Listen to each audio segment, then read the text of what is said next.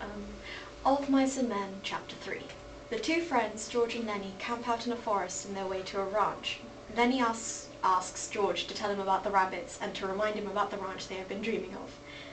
Chapter 2. The two friends, George and Lenny, find themselves work at a ranch. Lenny, who seems to be mentally disordered, is told that if he causes any trouble then he must hide in the brush.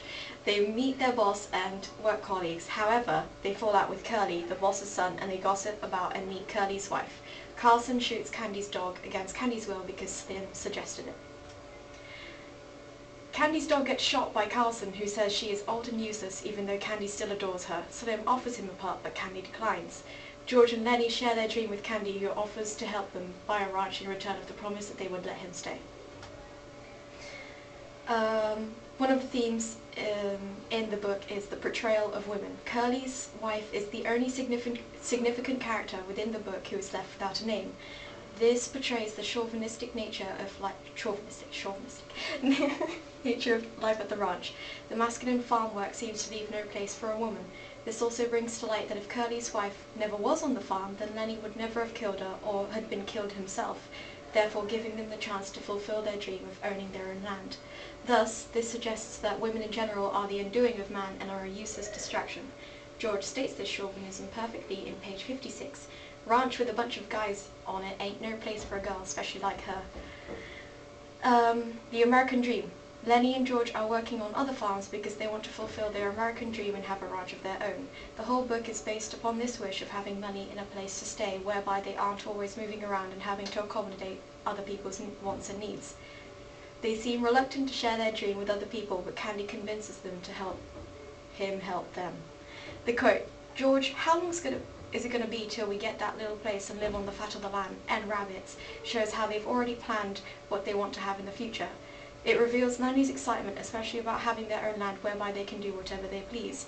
In the 1920s, having land of your own became even more important and coveted, as most people were wandering the country in search of work. Youth and old age. Old age is seen to be the redundancy of work, as shown by Candy's dog, who is shot in this chapter. Carlson expresses his view that the old age is a reliability on the farm, which then has to provide for them for no financial benefit. This shows that life on the ranch is only suitable for the young and fit who can help bring about a profit for the farm. The quote, "And he ain't no good for you, Candy, and he ain't no good to himself," page 49. This portrays this view of old age as helpless to everybody, including himself. Carlson shows that there is no place in the world, especially on a working ranch, for an old dog, or even worker who no longer has any purpose. On the other hand, there may be the simpler explanation that Carlson only wants to get rid of the old dog because he smells.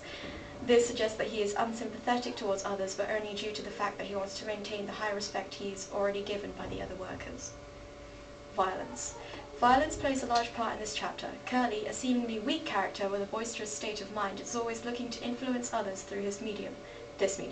However, Lenny soon uses this against him by not only breaking his hand but creating strong hatred between the characters. This violence is seen as a rather masculine way of getting about things, which once again suggests that they are superior in this situation at the ranch. The quote, "He slashed at Lenny with his left and then smashed his nose with the right," from page 68-69, shows Curly's anger being released through violence. He finds it easy to lash out at others and doesn't refrain from doing so. His forceful and angry personality is easily provoked by the littlest thing, and he seems almost too eager to prove his worth. For example, he has a grudge on Lenny simply because he is too tall. However, he may be so violent because he feels the need to present his masculinity because he is smaller than his other workers.